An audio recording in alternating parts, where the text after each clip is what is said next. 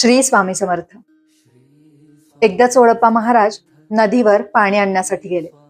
मडकं त्यांच्या डोक्यावर होतं आणि दगडावरून पाय घसरून त्यांच्या डोक्यावरचं मडकं खाली पडलं आणि फुटलं. तेव्हा ते मनात म्हणाले, अरे बापरे, मी तर स्वामींसाठी पाणी घेऊन चाललो होतो. आणि ते रडत रडत स्वामींकडे आले. स्वामींना त्यांनी सगळी हकीकत सांगितली.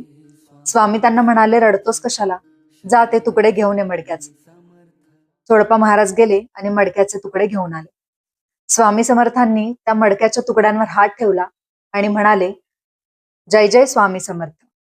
तेव्हा ते तुकडे एकत्र झाले आणि त्याचं मडकं पुन्हा पूर्ववत झालं. एकही रेख तिथे दिसत नव्हती. हा चमत्कार पाहून चोळप्पा महाराज थरथर कापू लागले. डोळ्यात अश्रू आले आणि ते स्वामींना म्हणाले, स्वामी, तुम्ही खरंच देव आहात. तेव्हा स्वामी त्यांना म्हणाले, चोळप्पा, मी मडकं नाही जोडलं, मी तुझी तुटलेली आशा जोडली आहे. आणि हे ऐकून चोळप्पा महाराजांची स्वामींवरची श्रद्धा आणखीन वाढली. श्री स्वामी समर्थ.